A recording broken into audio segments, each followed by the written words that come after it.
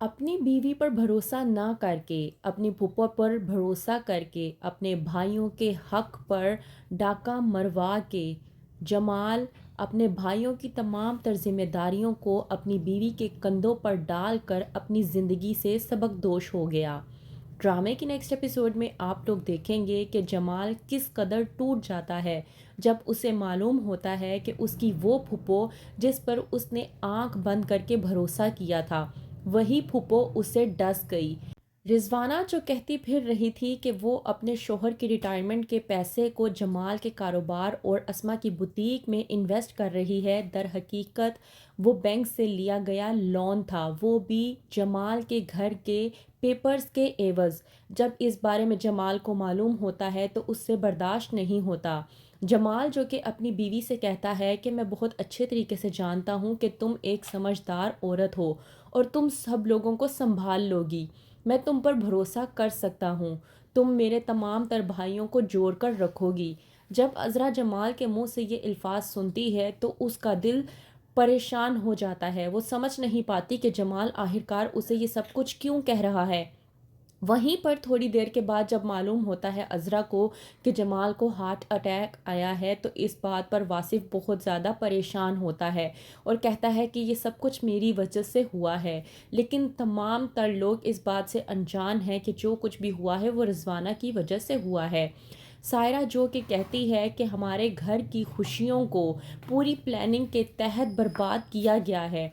اسما جسے عذرا لاکھ سمجھاتی رہی، اسے بھی اب جا کر عذرا کی باتوں پر یقین آیا۔ عذرا جس کا شوہر اس سے جدا ہو گیا، اس کی کل کائنات، کل اثاثہ اس سے جدا ہو گیا، تو وہیں پر رضوانہ تمام تر لوگوں کے سامنے یہ بات کرنے کی کوشش کرتی ہے کہ آپس میں بھائیوں کی بنتی نہیں تھی اور یہی غم جمال کو کھا گیا۔ لوگوں کے سامنے بھائیوں کو ہی ذلیل کرنے پر تل چکی ہے رضوانہ، لیکن وہ اس بات سے انجان ہے کہ عذرا اب رضوانہ کو نہیں چھوڑے گی۔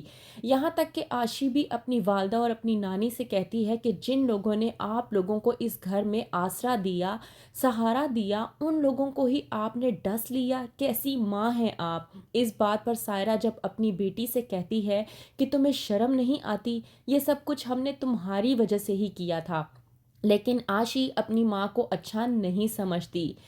جمال جو کہ تمام تر لوگوں کو، اپنے گھر والوں کو چھوڑ کر جا چکا ہے، تو وہیں پر نصیر اس بات سے پریشان ہے کہ کس طرح سے بڑا بن کر وہ سب کو سنبھالے گا۔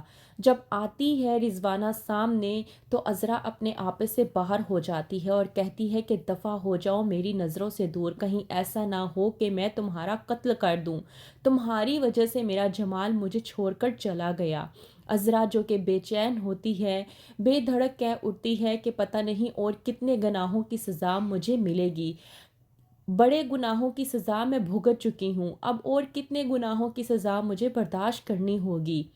عذرا جبکہ اس بات کو بخوبی جانتی ہے کہ یہ اس کے گناہوں کی سزا نہیں بلکہ یہ پھوپھو اور سائرہ کی طرف سے دی گئی دھوکہ دڑی کا نتیجہ ہے، جو آج اس کا شوہر اسے چھوڑ کر جا چکا ہے۔ تو کیا ہوگا آگے؟ کس طرح سے عذرا تمام تر بھائیوں کو ان کا حق واپس دلوائے گی؟ کیا کر پائے گی عذرا تمام تر بھائیوں کے ساتھ انصاف اور پھوپھو کو ان کے انجام پایا تکمیل تک پہنچا پائے گی؟ کیا عذرا نکل پائے گی اپنے شوہر کے غم سے؟ کیا ہوگا آگے؟ مزید جاننے کے لیے دیکھتے رہیے ڈرامہ سیریل بیبی باجی کی بہوئیں۔